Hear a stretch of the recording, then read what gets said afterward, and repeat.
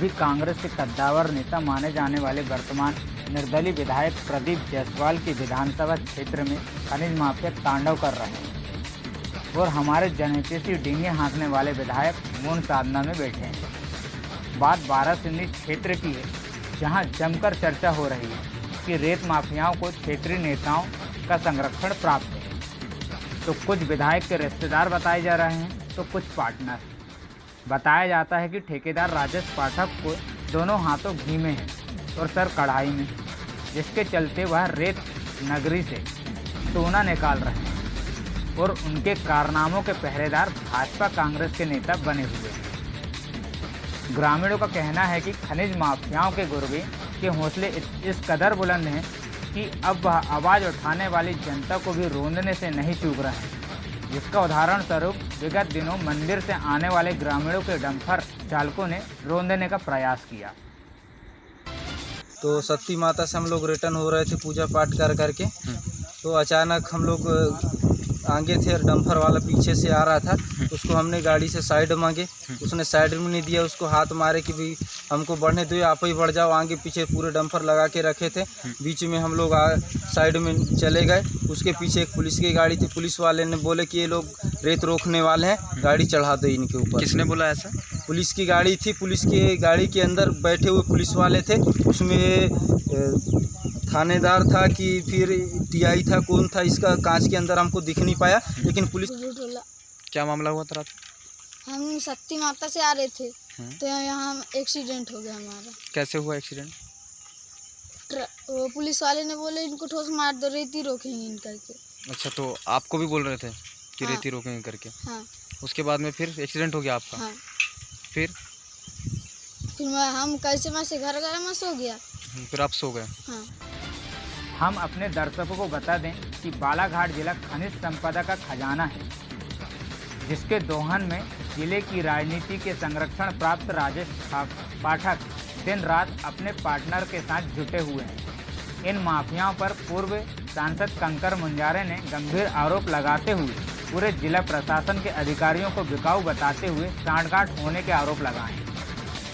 तो ग्रामीणों का आरोप है कि वह ठेकेदारों के गुर्गे उनके साथ मारपीट करने पर उतारू हैं।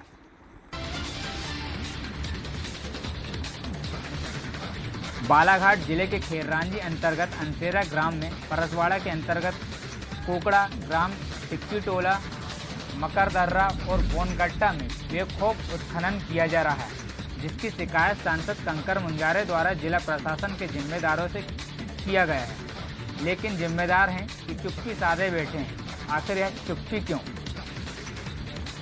जब जिला प्रशासन ने माफियाओं पर नकेल नहीं कसी, तो ग्रामीणों ने ही ठेकेदारों की मनमानी और गुर्गों के गुंडों पर रोक लगाने की ठान ली और ग्राम अंतेरा में दर्जनों डंपरों को रोककर जाम लगा दिया। लेकिन इतने के बाद भी जिला प्रशासन की कुंभकर्णी नींद नहीं टूटी और ग्रामीण बड़े अधिकारियों का इंतजार करते रहे। इन सबके बीच मजे की बात यह रही कि पूर्व सांसद कंकर मुंजारे ने भाजपा के विधायक नानू कावरे का मुखौटा उतारते हुए असली चेहरा जनता के सामने उजागर कर दिया। ये तुमिटोला जो घाट है, तो यहाँ पे खाम घाट जो है, खाम घाट में अवैध उत्खनन हो रहा है और अवैध डंप भी किया गया है। तो डंप करने वाला है राजेश पाठक, जो यहाँ का रेत का माफिया सबसे बड़ा बालाघाट का।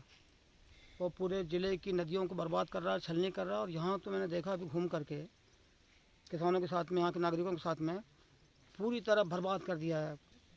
और 5 फीट से लेके 10 फीट तक के गड्ढे हैं जो रेत की खुदाई की है। तो एकदम छलनी कर दिया, एकदम ऐसा लगता है कि एक गंगा जी का जो सीने को पूरा नोच डाला है। तो भी पोकलेन मशीन से निकाला गया रहता है यहाँ पे, जबकि पोकलेन मशीन नियम के अनुसार नदी में नहीं उतार सकते हैं वो। अगर उनका घाट भी स्वीकृत है तब भी, लेकिन ये घाट तो उनको स्वीकृत ही नहीं है। पूरा अवैध यहाँ से चोरी कर रहा राजेश पाठक, अपने गुंडों को लगाकर, रेत माफियाओं को लगाकर, उनके जो एजेंट है, दलाल है, उनको लगाकर कर रहा है वो। और ये पूरी जो नदी है जहाँ से रेत निकाली गई है, ये कॉरपोरेशन के अंतर्गत है, फॉरेस्ट विभाग में है, ये फॉरेस्ट की सीमा में है। और ये डंप जो कर रहे हैं ये भी कॉरपोरेशन में फॉरेस्ट की सीमा में है। और तब भी अधिकारियों को मालूम है, डीएफओ को मालूम है, रेंजर को मालूम है, सबको पता है, खनिज अधिकारी को भी मालूम है, कलेक्टर को भी मालूम है, मैं सोचता हूँ। लेकिन कोई भी आके इस पर कोई देख नहीं रहा है, ना कोई कार्रवाई कर रहा है। इससे साफ ऐसे लग रहा है कि यहाँ पर रेत माफिया जो है बहुत शॉर्टकट कर रखी है उन्होंने, प्रशासन से, माइनिंग विभाग से, कलेक्टर से और फॉरेस्ट विभाग से भी, और तभी कोई कार्रवाई नहीं हो रही। गांव के लोग अभी यहाँ पे क्यों नहीं आ रहे हैं, क्यों नहीं कार्रवाई कर रहे हैं? इसका मतलब मिली भगत पूरी प्रशासन के साथ में, रेत माफिया की साठगांठ है इस पर। ये पोकलेन यहाँ पर जो है, ये भोज कंस्ट्रक्शन का कंपनी का पोकलेन है ये, उसको कैसे यहाँ पे आ रही, क्यों आ रही यहाँ पे वो, और प्रशासन क्यों नहीं देख रहा है इसको? क्योंकि पोकलेन मशीन से तो काम ही नहीं है। पहली बात तो यहाँ पे वो आए क्यों हैं यहाँ?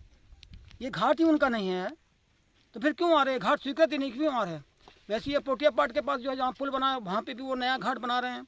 और पिछले बार भी उन्होंने कम से कम 1000 डंप जो है, डंपर रेत को डंप करके फिर उसको अवैध करा करके फिर इन्हीं लोगों ने रेत निकाल दिया, फिर उसी को अवैध घोषित कर दिया अज्ञात डंप के नाम से, और इन्हीं ने उसको फिर इन्हीं को मिल गया उसका रॉयल्टी, पैसा जमा कर लिया कुछ उनसे फॉर्मल। कौन गुंडा है, कौन बदमाश है? मुझे मालूम पड़ा है कि इन्होंने 2 गाड़ियों में जो है गुंडों को रखा है किराए पर, स्कॉर्पियो गाड़ी में वो घूमते रहते हैं। और वो कोई एक आम आदमी जाता है ट्रैक्टर लेके तो उसको चेक करते हैं, कोई खाली डंपर जाता है उसको चेक करते, बोलते रॉयल्टी बताओ कहाँ से आ रहे हैं, कहाँ। इनको किसने अधिकार दे दिया है? ये प्रशासन क्या कर रहा है, पुलिस क्या कर रही है, एसपी क्या कर रहा है, कलेक्टर क्या कर रहा है? किस बात की तनख्वाह ले रहे हैं, किस बात की सुविधा ले रहे हैं लोग? ऐसे कोर्ट में भी डालेंगे मामले को हम। अभी राजेश पाठक का हमने वो चेन्नई में भी वहाँ पे काफ़ी उसका वो पकड़ा है इसको, अभी चेन्नई और कुकड़ा में भी किया, कुकड़ा में किया हम लोगों ने इनका भी। अभी इसका रामकिशोर कावरे और वो जो नानो कावरे का, उसको हमने पकड़ाया था जागपुर में, हर्ष कंस्ट्रक्शन का, कुमार कावरे का। वो दोनों भाई उसमें हैं, कुमार कावरे भी, नानो कावरे भी है। वो हर्ष कंस्ट्रक्शन कंपनी में कुमार कावरे का पत्नी का शेयर है, मतलब फिर पति भी उसमें है, पत्नी का शेयर। पत्नी तो कोई कमाती नहीं पैसा, उसका भी शेयर है मतलब। तो वहाँ पे उनका 6-7 लाख 7 लाख रुपए को भी फाइन हुआ वहाँ पे। लेकिन अभी भी हम उस पर जो है सरपंच का भी शेयर, तो अभी भी उसमें हम अभी और कार्रवाई कर रहे हैं कोर्ट में जा करके कि उन पे, तो कलेक्टर ने, एसपी ने जो है नानो कावरे को कैसे छोड़ दिया? ड्राइवर को नाम से फाइन किया, ड्राइवर के नाम से फाइन किया, मालिक के नाम से फाइन क्यों नहीं किया? ड्राइवर क्या है? ड्राइवर को तो बोला इधर जाओ उधर जाओ, चला गया, उसको आपने बनाया ठीक है, लेकिन मालिक को कैसे छोड़ दिया आपने? जिससे लगता है कि रेत माफिया से कलेक्टर का, एसपी का, पुलिस का साठगांठ साफ साफ। लेकिन हम यहाँ चुपचाप नहीं है अभी हम ये हाईकोर्ट, लॉकडाउन के कारण हाईकोर्ट थोड़ा सा अभी चल नहीं रहा है ठीक से। नहीं, सवाल आपका बिल्कुल ठीक है। वो प्रशासन जो है, कलेक्टर और खनिज अधिकारी, ये सारे लोग मिलके, और ये जो जितने पॉलिटिकल लोग जो पदों पे हैं अभी, मतलब वो सबका एक गैंग बना हुआ है, रैकेट बना हुआ है उनका। और ये मिलके वो नए नए रास्ते तलाशते कि कैसे हमको रेत चोरी करना। तो वो इसको ऐसे ही करेंगे जैसे उन्होंने कुकड़ा में किया, खुद ही रेत निकाल ली, डंप कर लिया, उसको अज्ञात घोषित कर दिया और फिर डंप ने ले लिया। डंप है 300-400 घन मीटर, लेकिन रेत निकाल ली वहाँ से 1500 घन मीटर। तो कुकड़ा में भी यही किया उन्होंने, और चेन्नई में भी यही किया। चेन्नई में कम से कम 1000 डंपर उन्होंने रेत निकाली थी। अब कोई अज्ञात आदमी जो है, अज्ञात आदमी कैसे कोई जाके वहाँ पर इतना बड़ा डंप कर सकता है? और वहाँ तो एक और बहुत आपको समझ में आएगी बात कि कुकड़ा में जो डंप का जो स्थान है, जो डंप का जो जगह है, वो कोई एक वहाँ का आदमी किसान उसके है, और डंप की जगह किसने लिया हुआ है? राजेश पाठक ने। अब राजेश पाठक के डंप पे जो दूसरा आदमी कितना, जहां पुलिस विभाग के द्वारा छोटे छोटे रेत व्यापारियों को पकड़कर अपनी पीठ थपथपाने में लगा रहता है, तो खनिज माफिया छोटी कार्रवाई कर बड़े बड़े कवरेज करवाकर सुर्खियों बटोरता है। लेकिन इन माफियाओं पर हाथ डालने में विभाग का कलेजा बाहर निकल कर आ रहा है, मानो विभाग को लकवा मार गया है। वहीं इतने बड़े पैमाने में हो रही रेत चोरी पर चुप्पी कुछ और इशारा कर रही है। यहाँ यह कहना कोई अतिशक्ति नहीं होगी कि विभाग के जाल में हमेशा मछली ही आती है, लेकिन मगरमच्छ बाहर रह जाता है। राजेश पाठक जैसे रेत माफियाओं पर शिकायत के बाद भी कार्रवाई न होने से सांसद के आरोपों में सत्यता नजर आती है। तो इन आरोपों से जिला कलेक्टर, खनिज विभाग सहित पुलिस विभाग की दलाली भी उजागर हो रही है।